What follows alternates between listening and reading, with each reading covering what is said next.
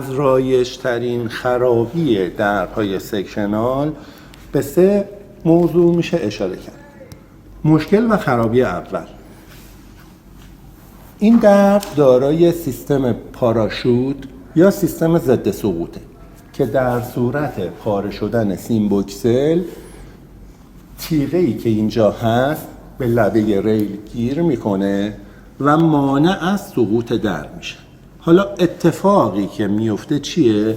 زمانی که این در بالا پایین میشه به واسطه ارتعاش و تکونی که هست، بسیار دیده شده که این تسمه این سیمبوکسل شل و سفت میشه و لبه تیغه‌ای که به عنوان پاراشوت عمل میکنه با ریل درگیر میشه، در به سمت پایین در یک طرف حرکت نمیکنه و در استوب میکنه، اما موتور در حال گردشه و سیمبوکسل باز میشه. باز شدن سیمبوکسل باعث میشه که از فولی و قرقره‌ای که در بالا هست رها بشه و دور هم بپیچه و پاره بشه. در زمانی که این اتفاق بیفته، در زمانی که این لبه ایمنی یا پاراشوت گیر کنه به لبه ریل و در پایین نیاد، شما هیچ کاری نمیتونید بکنید و الزاماً باید با شرکت تولید کننده یا فروشنده این در تماس بگیرید و اونها بیان این مشکل رو برای شما برطرف کنن.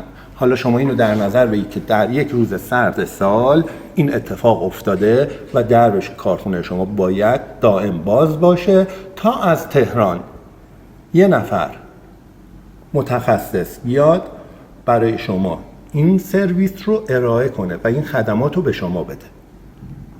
مشکل دومی که توی درهای سکشنال وجود داره از لحاظ استهلاک، پاره شدن همین سیمبوکسل هستش.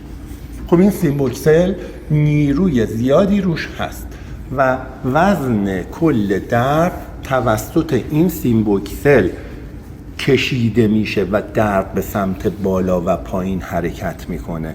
خب قطعاً استفاده از سیمبوکسل نامرغوب مشکلات زیادی رو پیش میاره. حتی شما از سیمبوکسل فابریک این در هم استفاده کنید، عمر مفید داره و بر اثر کشش و نیرویی که اعمال میشه باید هر چندگاهی این سیمبوکسل تعویض بشه. دومین مشکل. سومین مشکل، شرکت‌های سازنده درهای سکشنال استانداردی رو در نظر گرفتن که فنرهایی که در بالا وزن درب رو مهار میکنن و به سمت بالا درب رو هدایت میکنن و میکشن، عمر مفیدی دارن و یکی از مشکلات عمده در درهای سکشنال شکستن فنرها هست.